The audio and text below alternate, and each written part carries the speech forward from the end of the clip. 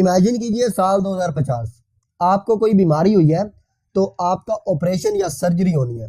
आपके पास दो ऑप्शन रखे जाते हैं, रोबोटिक ऑपरेटिंग सिस्टम और इंसानी डॉक्टर का। तो आप किसको प्रेफर करेंगे? ऑब्वियसली रोबोट को, क्योंकि रोबोट इससे पहले कई कामयाब ऑपरेशंस कर चुका है और 0% एरर के साथ।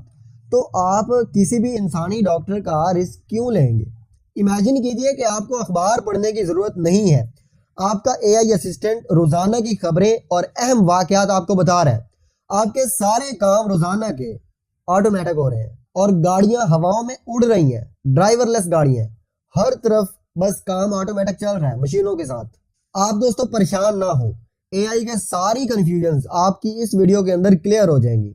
हम इस वीडियो के अंदर आर्टिफिशियल इंटेलिजेंस को डिटेल के साथ डिस्कस करने वाले हैं। आज एआई हमारी जिंदगी में इस तरह से आ गई है कि इसको निकालना तो बिल्कुल इम्पॉसिबल है। आइए जरा एआई के इस सफर पर चलते हैं। हम इंसान के इस खूबसूरत सफर में जाने वाले हैं। ये सफर आसान नहीं था, इसमें बहुत सी मुश्किलात थी और कामयाबियां भी मिली। इंसान ने अपनी क्रिएटिविटी दिखाई, ब्रेन को इस्तेमाल किया, सवालात उठाए और नए रास्ते तलाश किए। सदियां गुजर गई, इंसान ने ख्वाब देखा कि वो कोई ऐसा बना सके, कोई ऐसी मशीन बना सके जो सोच सके, समझ सके। कई साइंसदानों ने अपनी जिंदगियां इस ख्वाब को पूरा करने में लगा दी। 20वीं सदी में यह ख्वाब पूरा होने लगा।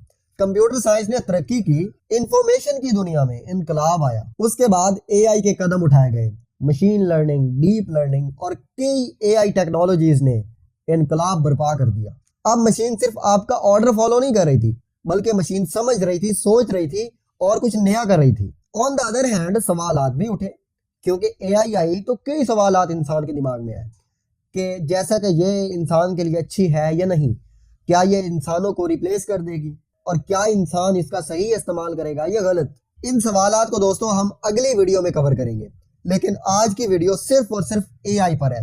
आज की वीडियो में हम एआई को गहराई से देखेंगे। हम दोस्तों बेसिक से शुरू करते हैं कि एआई होती क्या है, ताकि आपको आगे समझने में आसानी हो। आसान अल्फाज में एआई का मतलब यह है कि मशीनों को इंसानी दिमाग की तरह सोचना, समझना, सीखना और डिसीजंस लेना सिखाना। यह सिर्फ एक प्रोग्राम नहीं है जो तयशुदा हिदायत पर अमल करेगा, नहीं, ये एक पूरा सिस्टम है जो अपनी ऑब्जर्वेशन से और एक्सपीरियंसेस से सीखता है और अपने आप को वक्त के साथ साथ अपडेट करता है। आपको मैं और आसानी के साथ समझाता हूँ। मिसाल के तौर पर एक बच्चा है, वो घर में हर चीज को देखता है, हर फर्द को देखता है। वो इन्वायरमेंट में अपने इर्द गिर्द मौजूद हर चीज को देखता है, ऑब्जर्व करता है। ये जो सारी चीजें वो देखता है, ऑब्जर्व करता है, ये उसके लिए डाटा है और इसी डाटा से बच्चा सीखता है। इसी तरह एआई बनाने से पहले हमारे पास ऑलरेडी डाटा मौजूद होता है और किस किस्म का डाटा प्रोवाइड करना है एआई को, ये एआई मॉडल पर डिपेंड करता है कि हम कौन सा एआई मॉडल बनाने वाले हैं। उसको फिर उसी हिसाब से डाटा दिया जाता है, प्रोवाइड किया जाता है। अब आगे हमारे पास मशीन एल्गोरिदम्स होते हैं और फिर मशीन लर्निंग के थ्रू ये एल्गोरिदम्स उस डाटा से सीखते हैं, समझते हैं। इसी तरह एक डीप लर्निंग टेक्निक होती है जो एआई में इस्तेमाल होती है एआई सिस्टम को ट्रेन करने के लिए। ये एक ऐसी टेक्निक है जिसमें इंसानी दिमाग को कॉपी करने की कोशिश की जाती है। आज हमारे पास हमारे हाथ में एआई मौजूद है। आपके पास जो फोन है उसमें जो ऑप्शन होता है फेस रिकॉग्निशन का, वो एआई तो होती है। हम पहले एआई सिस्टम को कई तस्वीरें दिखाते हैं, वो उन तस्वीरों से हमारे चेहरे को पहचान लेता है और उसको फौरन पता चल जाता है कि ये कौन है। ये असल में एआई की वजह से होता है। जो गूगल असिस्टेंट है वो भी एआई है। आजकल एआई हर चीज में इस्तेमाल हो रही है। मिसाल के तौर पर ऑटो पायलट गाड़ियां हो गई और भी बहुत कुछ। एक्चुअली दोस्तों ये इंसान का वो सफर है जो इंसान को अजीम बनाता है। ये है इंसान की इंटेलिजेंस का सफर। ये वो सफर है जो इंसान तय करते करते आज इंसान उस दौर में आ गया है कि अपना दिमाग कॉपी करके मशीनों को देना चाहता है। हमें यहाँ पर सबसे पहले इंटेलिजेंस को डिफाइन करना होगा कि इंटेलिजेंस होती क्या है। Intelligence is the ability to acquire and apply knowledge and skills. Intelligence का मतलब यह है कि कुछ ना कुछ सीखें और फिर उसको अप्लाई करें। फ्रेंड्स, मैं चाहता हूं कि इस डेफिनेशन को जरा गौर से सुने और दोबारा सुने। इंटेलिजेंस का मतलब यह है कि इल्म हासिल करना और फिर उसी इल्म को यूटिलाइज करना, यानी कि अप्लाई करना। यही चीज हमें कॉन्शियस बनाती है। अब आपके माइंड में सवाल आ सकता है कि भाई क्या एआई कॉन्शियस हो सकती है या नहीं। ये बहुत बड़ा टॉपिक है, लेकिन मैं आपको आसान अल्फाज में समझाता हूँ। आपको पेन होती है, आपके अंदर इमोशंस हैं, आप गलत और सही का रिएक्ट करते हैं। आपको गुस्सा आता है तो आप आगे से उसको मार भी सकते हैं। ये एक्चुअली है आपकी कॉन्शियसनेस। एआई ऐसा नहीं है और ना ही ऐसा वो बनेगा, ना ही कोई इंसान ऐसी कोई चीज उसमें डालने वाला है। हमने इंटेलिजेंस की तो बात कर ली, लेकिन अब हम इंटेलिजेंस के कंपोनेंट्स देखते हैं कि उसके कंपोनेंट्स कौन से हैं। इंशाल्लाह दोस्तों, अगर आप ये सारी वीडियो देखेंगे तो आपको एआई के रिलेटेड जो भी डाउट्स हैं वो क्लियर हो जाएंगे। एआई के कंपोनेंट्स डिस्कस करना इसलिए भी जरूरी है ताकि आपको एआई की बेहतर समझ आए। एआई के कंपोनेंट्स में है learning, reasoning, problem solving, perception and language. सबसे पहला कंपोनेंट है लर्निंग। एआई में लर्निंग की मुख्तलिफ अकसाम होती हैं। सबसे आसान तरीका ट्रायल एंड एरर का है। मिसाल के तौर पर अगर किसी एआई प्रोग्राम को चेस गेम को जीतने के लिए ट्रेन किया गया हो तो वो उस वक्त तक रैंडम मूव चलता रहेगा जब तक कि वो जीत ना जाए। जीतने के बाद एआई प्रोग्राम उसको याद कर लेता है ताकि मुस्तकबिल में अगर उस तरह की सिचुएशन का सामना हो तो उसका मुकाबला किया जा सके। अच्छा, यहाँ पर लर्निंग की बात करना बहुत जरूरी है। एक होती है हमारे पास रूट लर्निंग, जिसको हम आम अल्फाज में रट्टा लगाना भी कहते हैं। रूट लर्निंग या रट्टा लगाने में किसी एक तरीका या एक चीज को याद किया जाता है और इंटरेस्टिंगली इस रूट लर्निंग प्रोसेस को कंप्यूटर में इंप्लीमेंट करना आसान होता है। यह किसी स्पेसिफिक काम के लिए होता है। रूट लर्निंग या रट्टा लगाना तो हो गया कोई एक काम करने के लिए। एक होता है जनरलाइजेशन। आप परेशान ना हो, मैं आपको समझाता हूँ। मिसाल के तौर पर आप अपने बच्चे को किताब लफ्ज याद करवाना चाहते हैं, तो आप क्या करेंगे, उसको बार बार किताब का लफ्ज कहेंगे और उसको किताब दिखाएंगे तो बच्चा उस किताब को याद कर लेगा। ये होती है इंडिविजुअलिटी यानी कि रूट लर्निंग। अगर आप बच्चे से मेज के बारे में पूछेंगे या किसी और चीज के बारे में तो वो नहीं बता पाएगा, क्योंकि उसने सिर्फ किताब के बारे में जाना है और किताब के बारे में सुना है। सेम टू सेम कंप्यूटर के साथ भी ऐसा ही होता है। अगर आप कंप्यूटर में इंडिविजुअलिटी अप्लाई करेंगे तो वो सिर्फ स्पेसिफिक काम कर सकेगा जो आपने उसके अंदर सेव किया है, जो आपने उसको बताया है। अगर आप कंप्यूटर प्रोग्राम में इंडिविजुअलिटी अप्लाई कर रहे हैं तो इसका मतलब है कि आप उसको किसी मखसूस काम के लिए प्रिपेयर कर रहे हैं। मिसाल के तौर पर अगर कोई कंप्यूटर प्रोग्राम शतरंज की कोई एक पोजीशन जानता है तो अगर उसके पास उसके सामने कोई एक नई पोजीशन आ जाए तो वो कुछ नहीं कर पाएगा, वो मुकाबला नहीं कर सकेगा, क्योंकि उसने स्पेसिफिक पोजीशन के बारे में सीखा है। अब आ जाए जनरलाइजेशन पर। दोस्तों, ये किसी के लिए बोरिंग हो सकती है, ये सब बातें मेरी किसी न किसी के लिए बोरिंग हो सकती हैं, मगर दोस्तों सारी ऑडियंस एक जैसी नहीं होती। किसी को एआई बेसिक्स के बारे में नहीं पता होता, तो ये डिस्कस करना उनके लिए बहुत ज़रूरी है। अब आप इमेजिन करें कि आप बच्चे को बहुत से लफ्ज सिखाते हैं, लाइक किताब, कॉपी, पेंसिल वगैरह। तो बच्चा क्या करता है, इन सब चीज़ों के अंदर एक चीज़ कॉमन देखता है कि ये सारी चीज़ें लिखने पढ़ने के काम आती हैं। तो अगर आप उसके बाद बच्चे से डायरी के बारे में पूछेंगे तो वो कोशिश करेगा और सोच समझ के वो बता पाएगा कि ये भी लिखने के काम आती है, हालांकि उसने डायरी का लफ्ज पहले ना सुना हो। ये होती है जनरलाइजेशन। अब आपके माइंड में बहुत से सवाल आ रहे हैं, मुझे पता है। लाइक जो हम कंप्यूटर में सेव करेंगे वही हमें बताएगा भाई। हमें वो चीज़ वो क्यों बताएगा जो उसके पास है ही नहीं? वो सोच समझ कर हमारी तरह कैसे बताएगा? एक्चुअली दोस्तों, एआई टेक्निक्स होती हैं कंप्यूटर को सिखाने के लिए। जैसा कि पीछे हमने मिसाल में देखा कि बच्चे को किताब, कॉपी, पेंसिल का पता था, लेकिन उसको डायरी के बारे में पता नहीं था, लेकिन उसने सोच समझ कर बताया। एक्चुअली पता क्या हुआ है यहाँ पर, बच्चे ने इन तमाम मिसालों से एक आम असूल सीखा है और उसी असूल को किसी और सिचुएशन पर जो वो उसका सामना करता है वो अप्लाई कर देता है। This is called generalisation. In computer language computer मुख्तलिफ मिसालों से एक आम कायदा, एक आम असूल, एक आम पैटर्न सीखता है और उसी पैटर्न को वो किसी भी नई सिचुएशन पर अप्लाई कर देता है, इम्प्लीमेंट कर देता है। मिसाल के तौर पर कोई एआई सिस्टम जो बिल्लियों को पहचान सकता है, वो ऐसी बिल्लियों को भी पहचान लेगा जो उसने पहले कभी ना देखी हो। This is generalisation.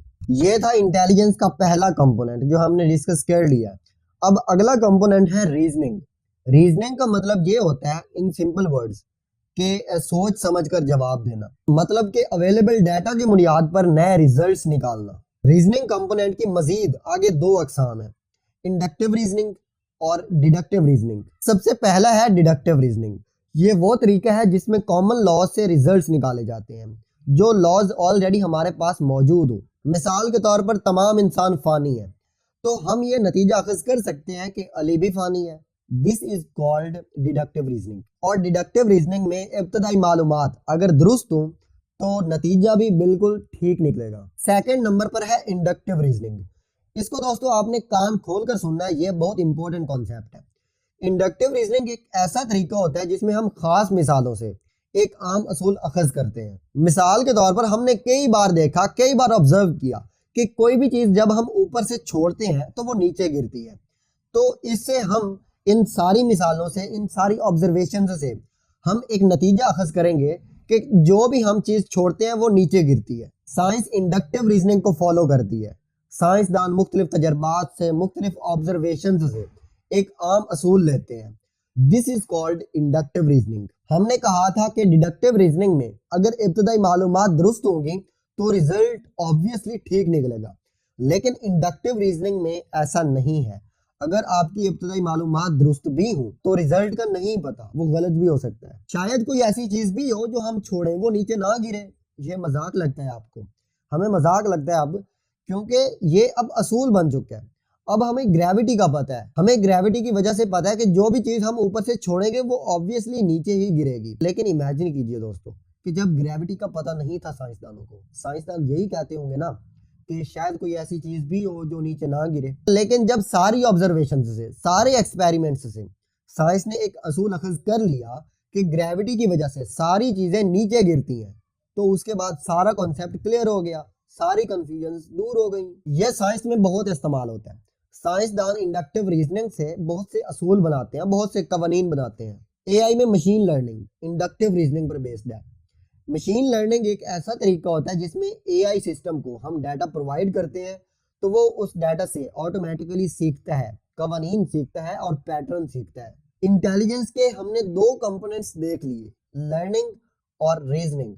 अब थर्ड नंबर पर है हमारे पास प्रॉब्लम सॉल्विंग। प्रॉब्लम सॉल्विंग हमारे पास दो तरह की होती है, जनरल पर्पस मेथड और specific purpose method. Special purpose method एक ऐसा एआई सिस्टम होता है जो कि किसी खास, किसी मखसूस काम के लिए बनाया गया हो। मिसाल के तौर पर किसी एआई सिस्टम को शतरंज की गेम खेलने के लिए बनाया गया हो और वो और उसके अलावा कोई गेम ना खेल सकता हो, तो ये स्पेसिफिक पर्पस मेथड पर बेस्ड है। सेकंड है जनरल पर्पस मेथड। ये एक ऐसा तरीका है जिसमें कंप्यूटर अपने सीखे हुए असूलों को, सीखे हुए कवानीन को मुख्तलिफ सूरत हाल पर अप्लाई कर सके। मिसाल के तौर पर एक रोबोट जो हरकत कर सकता है, चीजें उठा सकता है, चीजें फेंक सकता है। एक और टेक्निक होती है, प्रॉब्लम सॉल्विंग में ही इस्तेमाल होती है, उसको मीन एंड एनालिसिस कहते हैं। ये एक प्रॉब्लम सॉल्विंग स्ट्रेटेजी है जो कि करंट स्टेट और डिजायर्ड गोल स्टेट के डिफरेंस को आइडेंटिफाई करती है। उसके बाद एआई सिस्टम इन स्टेप्स को फिगर आउट करता है ताकि एंड गोल हासिल किया जा सके। इस एआई मेथड में कॉम्प्लेक्स प्रॉब्लम्स को ब्रेक किया जाता है, फिर उनको स्टेप बाय स्टेप सॉल्व किया जाता है। नाउ मोस्ट इंपॉर्टेंट कॉन्सेप्ट है जो एआई के अंदर, वो है परसेप्शन। परसेप्शन एआई का ही कंपोनेंट है। इसमें क्या होता है, इसमें इन्वायरमेंट को स्कैन किया जाता है मुख्तलिफ सेंसरी ऑर्गन्स के जरिए। अब आप सोच रहे होंगे कि एआई के सेंसरी ऑर्गन्स कहाँ से आ गए। सेंसरी ऑर्गन्स तो इंसानों के होते हैं, जैसा कि कान, नाक, आंखें वगैरह। इसी तरह एआई के सेंसर्स भी होते हैं, जैसे कि cameras, microphone, radar, GPS, touch sensor, accelerometer और केमिकल सेंसर्स, और भी बहुत सारे सेंसर्स होते हैं। ये सेंसर्स एआई में बहुत काम आते हैं। आजकल तो ये सेंसर्स बहुत एडवांस हो गए हैं। आजकल तो ऑटो पायलट गाड़ियां आ गई हैं। ये सारी गाड़ियां जो ऑटो पायलट होती हैं, ड्राइवरलेस, वो इन सेंसर्स की बुनियाद पर तो ही चलती हैं। Fifth most important component of intelligence, language. आज जो हम चैट बॉट्स की टेक्नोलॉजी देखते हैं, ये एआई लैंग्वेज कंपोनेंट को ही तो यूज करता है। इन चैट बॉट्स के बारे में हम आगे जाकर डिटेल से बात करेंगे कि ये चैट बॉट्स, मसलन के chat GPT, Gemini, deep seek, ये हमसे कैसे बात करते हैं।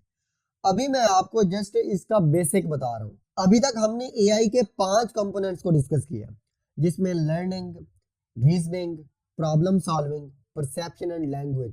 लेकिन सवाल ये है कि एआई मॉडल्स, एआई कैसे बनाई जाती है। एआई बनाने के लिए 2 अप्रोचेस का इस्तेमाल किया जाता है।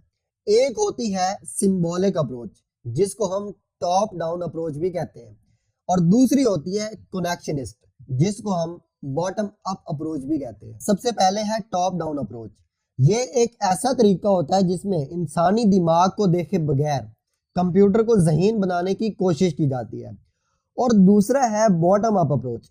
ये एक ऐसी अप्रोच है जिसमें इंसानी दिमाग की तरह कंप्यूटर को भी छोटे छोटे हिस्सों में तकसीम किया जाता है और फिर उससे एक नेटवर्क बनाया जाता है। फिर उस सारे नेटवर्क को हम मिसालें देकर समझाते हैं।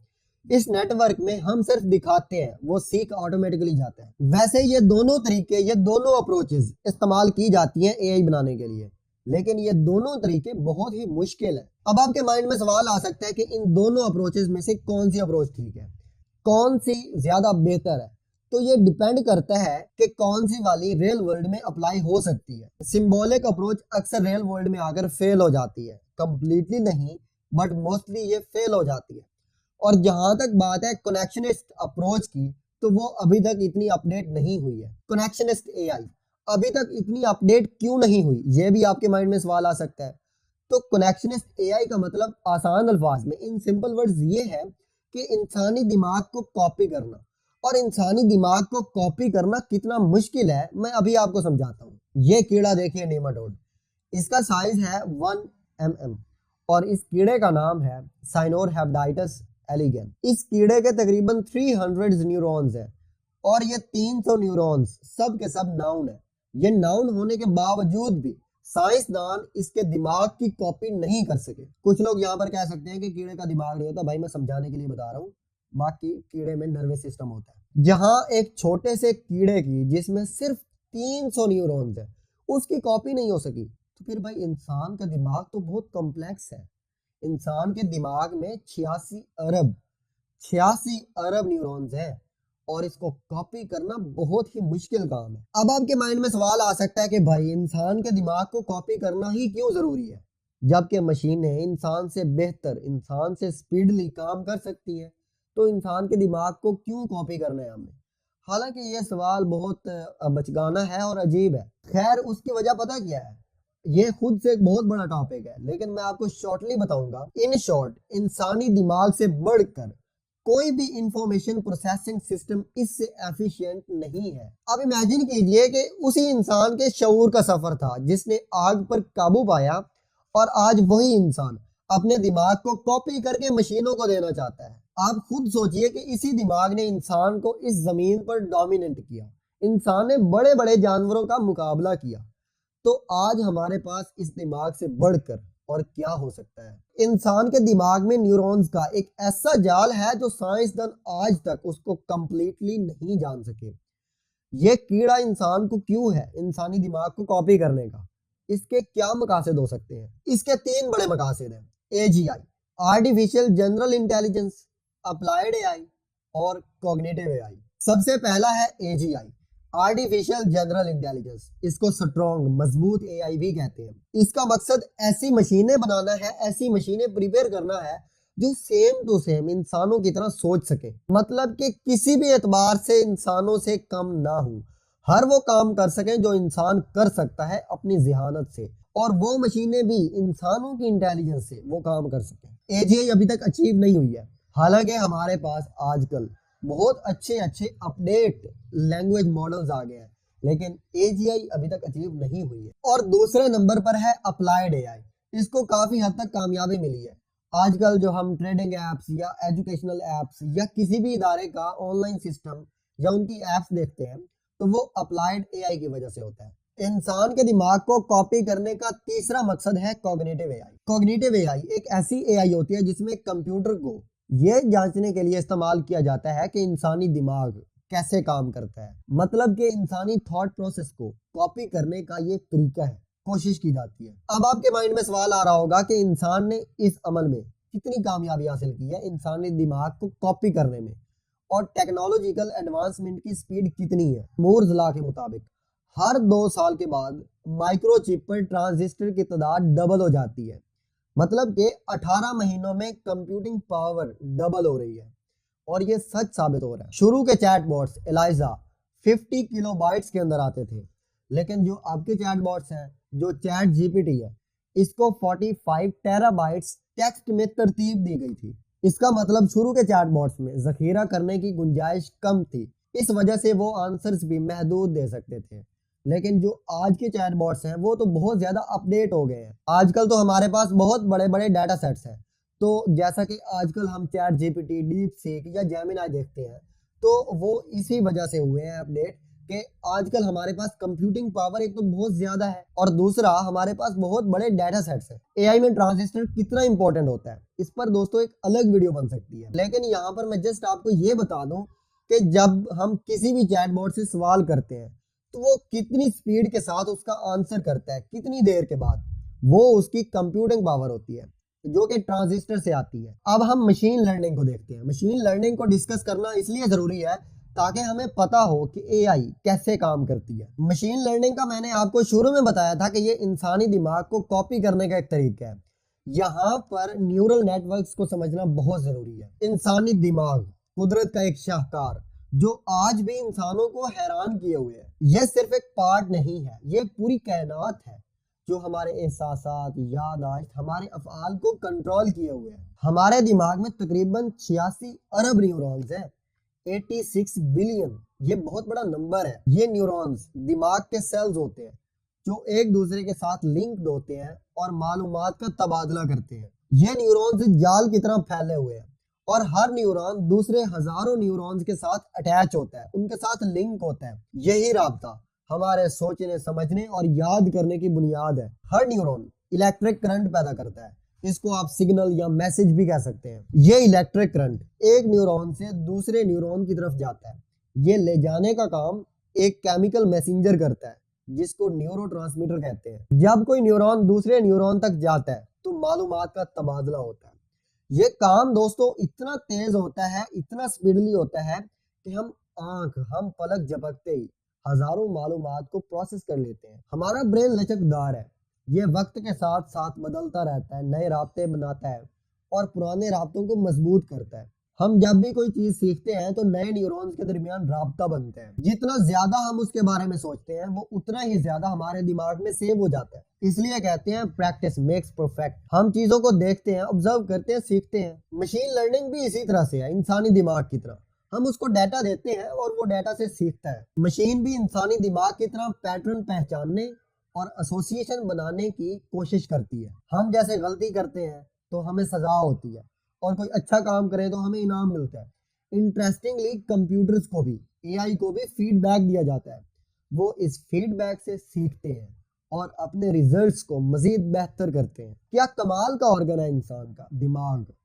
और यही सोच ही तो है जो आज इंसान अपना दिमाग कॉपी कर रहा है। आज इंसान इस काबिल हो गया है कि एआई जनरेटेड मशीनें उसे बातें कर रही हैं, ऐसे करती हैं कि पता ही नहीं चलता कि कोई इंसान कर रहा है कि मशीन। जुबान इंसानों के दरमियान राब्ते का एक अनोखा जरिया है, लेकिन क्या मशीनें भी इंसानों की जुबान समझ सकती हैं? जी हाँ, एनएलपी के जरिए, नेचुरल लैंग्वेज प्रोसेसिंग के जरिए। एक ऐसी टेक्नोलॉजी जो इंसानी दिमाग को समझने और उसको एनालाइज करने की सलाहियत देती है। अब एनएलपी में हमारे पास 3 कैटेगरीज हैं: rule based NLP, statistical NLP, deep learning NLP.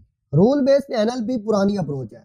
जो इंसान ने ऑलरेडी रूल्स सेट किए हुए हैं वो उसी के अंदर रह कर ही काम करती है। मिसाल के तौर पर बच्चा कोई जुबान सीखते वक्त ग्रामर की किताब पढ़ता है, तो रूल बेस्ड एआई एक ऐसी एआई होती है जो स्पेसिफिक काम के लिए होती है। सेकंड है स्टैटिस्टिकल एनएलपी।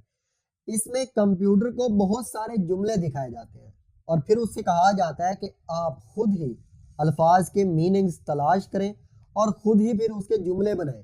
और थर्ड है डीप लर्निंग एनएलपी। ये बहुत जदीद है। इसमें कंप्यूटर को बहुत सारे जुमले दिखाए जाते हैं और वो खुद ही जुबान सीख जाता है और पैटर्न तलाश करता है। डीप लर्निंग एनएलपी में न्यूरल नेटवर्क्स को लेयर बाय लेयर समझाया जाता है, सिखाया जाता है। Deep learning NLP natural language processing में बहुत ज्यादा मौसर है। आजकल लैंग्वेज मॉडल्स जो हैं वो एनएलपी की बुनियाद पर राज कर रहे हैं। आजकल के एआई मॉडल्स के अंदर हजारों पैरामीटर्स होते हैं। अभी तक के लिए इतना ही। Thank you.